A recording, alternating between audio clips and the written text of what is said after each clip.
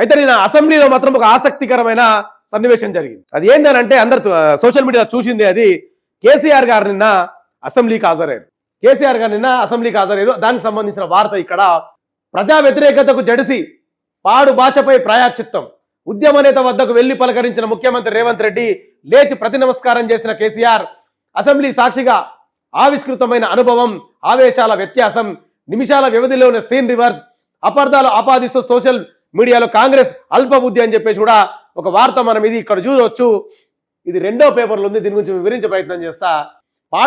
పాడు భాషకు ప్రాయశ్చిత్తం, నోరు జారిన తీరుకు పశ్చాత్తాపం, ఉద్యమ నేతను పలకరించిన సీఎం, మర్యాదగా లేచి నమస్కరించిన మాజీ సీఎం కె చంద్రశేఖర్ రావు, అసెంబ్లీ సాక్షిగా ఆవిష్కృతమైన అనుభవం, ఆవేశాల వ్యత్యాసం, నిమిషాల వ్యవధిలోని సీన్ రివర్స్. వాస్తవానికి మొన్న కొస్గి మహబూబ్ నగర్ లో కొస్గి బహిరంగ సభలో ఎంత అడ్డమైన భాష వాడిండో మన ముఖ్యమంత్రి రేవంత్ రెడ్డి అందరూ తెలిసిన విషయం. నీ అమ్మ, నీ అవ్వ,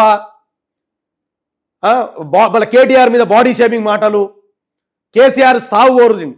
అన్ని చాలా బహిరంగ సభలలో కేసీఆర్ సాగు కోరిండు. నేను ఇట్లా గెలవంగానే నువ్వు పోయి బాత్రూంలో జారిపడ్డావు, నువ్వు ఎప్పుడో చచ్చిపోతావు అనుకున్నాము, ఏదో బతుకున్నావు అని చెప్పేసి ఒక ఉద్యమకారుని మీద, తెలంగాణ రాష్ట్రం తీసుకొచ్చిన ఒక కేసీఆర్ మీద మాట్లాడిన తర్వాత రేవంత్ రెడ్డికి నెటిజన్ల రూపంలో కావచ్చు, తెలంగాణ ప్రజల రూపంలో కావచ్చు చాలా వ్యతిరేకత వచ్చింది.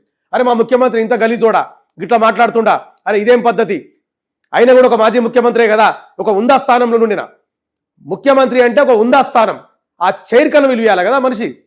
ఆ చైర్ కూడా విలువేయకుండా అడ్డమైన మాటలు మాట్లాడే వరకల్లా తెలంగాణ ప్రజలు మొత్తం రివర్స్ అయ్యారు. వాస్తవానికి ఏదైతే కొస్గి మహబూబ్ నగర్ ఏదైతే కొస్గిలో జరిగిన బహిరంగ సభలో సర్పంచులకు సంబంధించి ఆ మీటింగ్లో ఆ వచ్చిన సర్పంచులు, ఆ వచ్చిన ప్రజల ముక్కులను వేలేసుకున్నాడు. అరే గిదేం ఇట్లా మాట్లాడుతుండే ఈ భాష, ఇది అవసరమా మనకి, ప్రజలలో వ్యతిరేకత వాళ్ళే, ఆయన సొంత మంత్రులు, ఆయన ఎమ్మెల్యేలు అందరూ కూడా ఇది కరెక్ట్ కాదు, ఇట్లా మాట్లాడడం కరెక్ట్ కాదని చెప్పేసి కూడా అందరు రివర్స్ అయినట్టున్నారు. అక్కడ దెబ్బకు మన రేవంత్ రెడ్డి చేసిన పని ఏముందంటే డైరెక్ట్గా పశ్చాత్తాపం పడ్డాడిగా.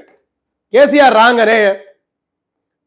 రాగానే మర్యాదపూర్వకంగా వెళ్ళి కేసీఆర్ని కలిసి నమస్కారం పెట్టి, కేసీఆర్ కూడా ఏం ఆగలే, నమస్కారానికి ఆయన సీటు కూడా వెలివిచ్చి నమస్కారానికి ప్రతి నమస్కారం ఆయన కూడా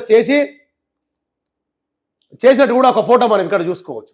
అందుకే పాడు భాషపై ప్రాయశ్చిత్తం, అందుకే అది. ఎందుకంటే నేను ఎట్లా ప్రాయశ్చిత్తం చేసుకోవాలా, నోరుకి ఎట్లొచ్చినట్లు మాట్లాడినా, ఒక ముఖ్యమంత్రి హోదా నుండి అదుపు తప్పి నేను మాట్లాడినా, అసలు ఈ మాటలు నేను ఎట్లా ప్రజలకు నేను ఎట్లా సమాధానం చెప్పాలా, ప్రజలు ఏడబడతాడు నేను తిడుతుర్రు, ఎట్లా చెప్పాలి వాళ్ళకి సమాధానం అని చెప్పేసి ఏ ఆలోచన రాక కేసీఆర్ సార్, మన తెలంగాణ తొలి ముఖ్యమంత్రి కేసీఆర్ అసెంబ్లీకి వచ్చిన తర్వాత అప్పుడు పోయి నమస్కారం చేసి ప్రాయశ్చిత్తం చేసుకున్నాడు రేవంత్ రెడ్డి.